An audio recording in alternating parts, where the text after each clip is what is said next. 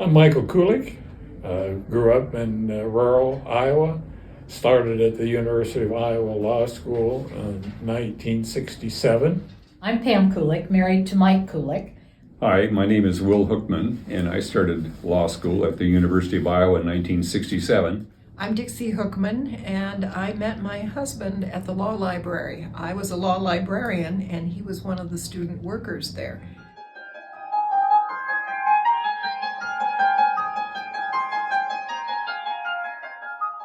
The protests were primarily against the Vietnam War.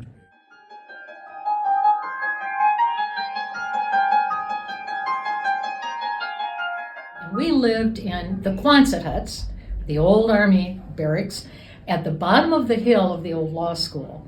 So when the guys were patrolling in 1970, it was scary for the wives and the families that were at the bottom of the hill. Well, not only that, but I worked for the telephone company, which was a target.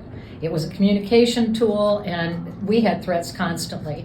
The morning after, we had a lot of violence during that time period. And I remember walking to work and going across the Pentecrest in Iowa City, and I felt like somebody was watching me. And I turned around and I looked at the old Capitol building, and there were guns pointed out the window, and it was the National Guard. And they were watching the Pentecrest because there had been riots the night before. And these are riots by students? Students. Or student age? Students, yeah, Okay. they were students. Okay. And so I hightailed it. I started walking a lot faster than I had before and got to the telephone company, and they locked us in and basically said, we're under threat constantly. So it was across the campus, and when they closed the law school, I can remember being very frightened that the guys, not that I didn't trust them, but it was a little scary to have them being patrolling the law school. And again, it was real close to where we lived. Well, in 1970, there were a lot of scares throughout the University of Iowa.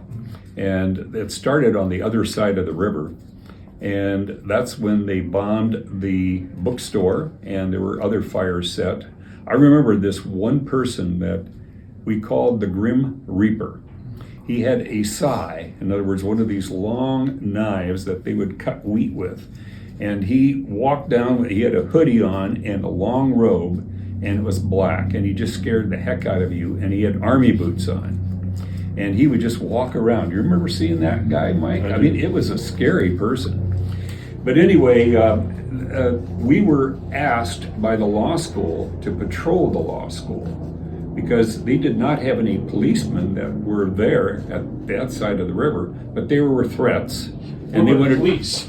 Pardon? Where were the police? The police were on the other side of the river because that's where most of the trouble was. We were on the I don't know what side of the river it was. It was west side. Okay. And it was up on a higher hill.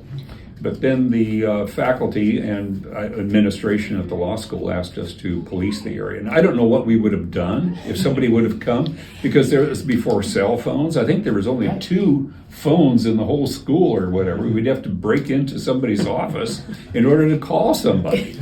I don't know what we would have done, but I guess we had enough numbers there that we felt somewhat safe.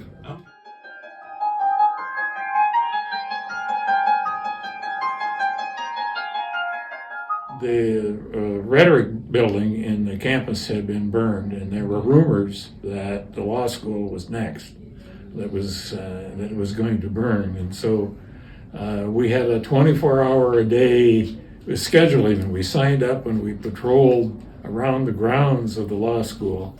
We didn't mind so much because our classes were over and we had a keg of beer out there. And then, of course, as mentioned, we had a choice. We could take finals, or we did not need to take finals. 90-some% of us did not take finals and studied for the bar. Maybe we drank a little beer. A little. But a couple of our friends actually did take the last finals. Yeah, in fact, one of my friends and roommate, Mike Lehan, he took the finals and he thought he was going to do really well on this exam, and all of his grades went down. And he really studied hard for it. He was really teed off at his professors. He thought he would get an extra A or something like that for showing up, effort. yeah. He never got that. We we the staff, learned that the school was going to be closed down. We were no longer asked to be at our desks doing cataloging, checking in materials, that kind of thing. It affected not only the students, but it also affected then the law library and the rest of the whole school. I mean, the professors were no longer around either. It was a scary time. I also am aware of the I-80 being closed down because people went out there to protest, linked arms, laid down, did all sorts of different ways to obstruct traffic, and it was quite the problem for the highway patrol. So that was another instance that occurred there at that time. And what were some of the issues going around, and how did is this in the same time frame as the Kent State incidents? Yeah, it was anti-Vietnam War. Yeah, it was against Vietnam. The protests were primarily against the Vietnam War, and there was an organization called Students for Democratic Society that was very left-wing. And in fact, my last year of undergrad, I decided to run for Student Senate, and the president was a wild-eyed, crazy guy, in my opinion. So I ran under the Do Nothing campaign. They liked me, and I wouldn't do any of these protests or any of these wild or crazy things. I got elected.